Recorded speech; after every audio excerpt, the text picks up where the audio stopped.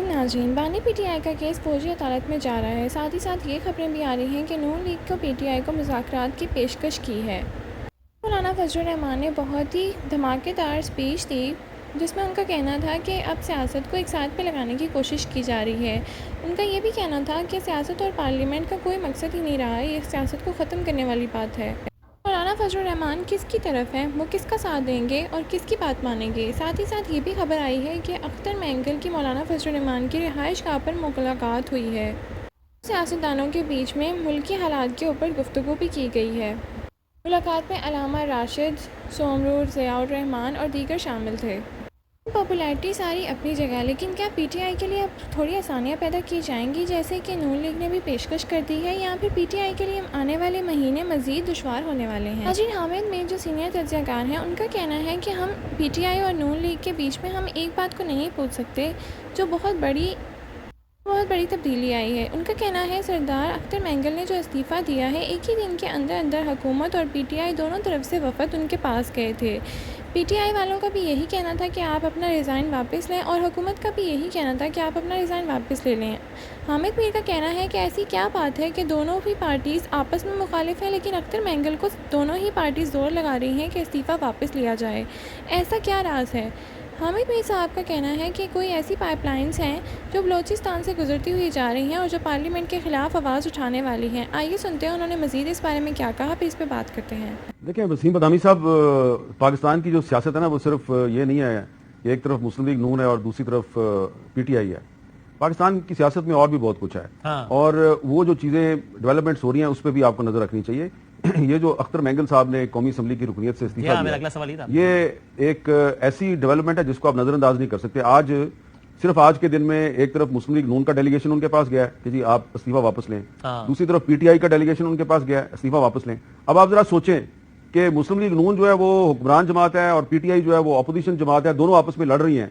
दोनों जाके अख्तर मैंगल से कह रही हैं कि तुम अपना इस्तीफा वापस लो। इसकी क्या वजह है? वजह यह है कि पाइपलाइन में बलोचिस्तान के कुछ और पॉलिटिशियन भी हैं, बहुत बड़े बड़े, जिनके बारे में मुझे पता है कि वो भी इन्हीं लाइंस पे सोच रहे हैं कि इलेक्टोरल पॉलिटिक्स यानी कि पार्लियामेंट्री पॉलिटिक्स को वो खैर बात कहने का ऐलान करने वाले हैं। अच्छा। अख्तर मैंगल साहब ने शायद पहल इसलिए किया कि उनको पता चल गया होगा उनके मेरे सूबे के और भी कुछ सियासतदान सोच रहे हैं, तो उन्होंने जल्दी जल्दी से वो आए हैं और कल तकरीर का उनको मौका भी नहीं मिला पूरी तरह।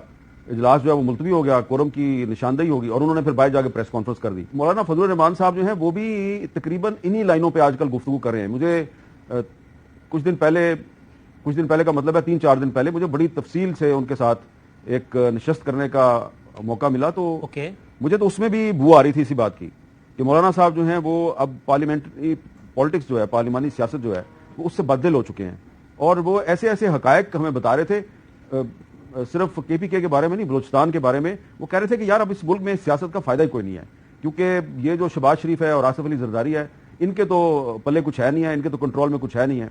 तो अगर ये मेरे पास आते हैं और मुझे कहते हैं जी कि आप ये काम कर दें, ये काम कर दें, तो मैं इनको यही कहता हूं कि भाई अगर तुम्हारा इसमें को अपना फायदा तो मुझे बताओ, ये तुम किसी और के फायदे के लिए मेरे पास आ रहे हो तो मुझे क्या लेना देना इस फायदे से। तो देखें हमें कोशिश ये करनी चाहिए शहबाज शरीफ साहब को, आसिफ जरदारी साहब को, आपको और मुझे, कि मौलाना फजल रहमान जैसे पॉलिटिशियन, अख्तर मैंगल साहब जैसे पॉलिटिशियन और 3-4 और भी हैं जो इन्हीं खतूत पे सोच रहे हैं, सही है कि ये कम से कम जो है इनका पाकिस्तान की पार्लियामेंट्री पॉलिटिक्स जो है उस पर इनका एतमाद बहाल रहे। मौलाना साहब ने अभी खुलकर ये बात पब्लिकली की नहीं है, लेकिन मैं आपके प्रोग्राम में इसलिए कर रहा हूं कि एक वार्निंग के तौर पे लोगों को पता चल जाए कि हो सकता है कि वो मौलाना फजल रहमान साहब जो किसी जमाने में जो अस्करियत पसंद है उनके खिलाफ बाकायदा उन्होंने मुजाहमत की और उन्होंने कहा कि पाकिस्तान में जो इनकलाब है बंदूक के जरिए नहीं आ सकता, आईनी और सियासी जद्दोजहद के जरिए आ सकता, तो अब उनको फोर्स कर दिया गया है। अब आप उनको क्या कह रहे हैं? आइए आके हमारी हुकूमत में शामिल हो जाइए। हाँ। आप उनको ये नहीं कह रहे कि आइए मिलकर पाकिस्तान में आइन और कानून की बालादस्ती कायम करें,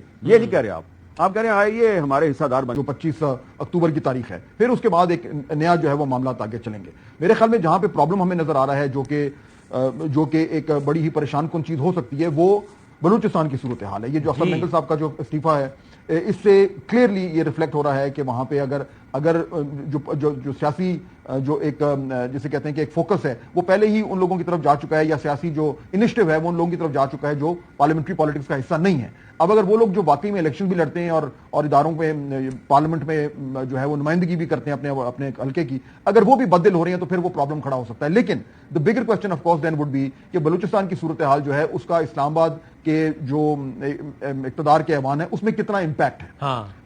بالکل ان اے لارجر اسکیم تو ہے, لیکن جو بڑا فوکسڈ قسم کا جو آبجیکٹیوز ہمیں نظر آ رہے ہیں اگلے چند ہفتوں کے لیے, وہ میرے خیال میں تھوڑے سے سیپریٹ ہیں. بلوچستان کا ایک لارجر اسٹریٹجک ایشو ہے جس کو اگر سالو نہ کیا گیا یا بہتر نہیں کیا گیا تو الٹیمیٹلی وفاق میں آ کے بڑا پرابلم ہوگا. So basically my concluding remark would be کہ میرے خیال میں اگلے 5-6 ہفتے تو مجھے بالکل ایک لیزر شارپ فوکس نظر آ رہا ہے 25 اکتوبر کا جو ڈیٹ ہے ادھر تک کامیابی سے وہ ہدف حاصل کرنا جس پہ حکومت نے اس ٹائم نظریں جو ہیں وہ اپنی جمائی ہوئی. اور بالکل آخری سوال میر صاحب آپ سے مذاکرات کے حوالے سے یہ شوشہ اچانک کہاں سے آ گیا ہے؟ مطلب کیا واقعی نواز شریف صاحب کہیں نہ کہیں چاہتے ہیں کہ تمام سیاسی جماعتیں بشمول پی ٹی آئی سے بلا مشروط غیر مشروط مذاکرات اس لیے کیے جائیں تاکہ بھائی ہماری جماعت کا تاثر بھی یہ نہ جائے کہ ہم تو غیر جمہوری یا جناب, یعنی واقعی نون لیگ اس وقت افورڈ بھی کر سکتی ہے ایسی کوئی چیز یا ایسی بے پرکی آ گئی ہے کہیں سے؟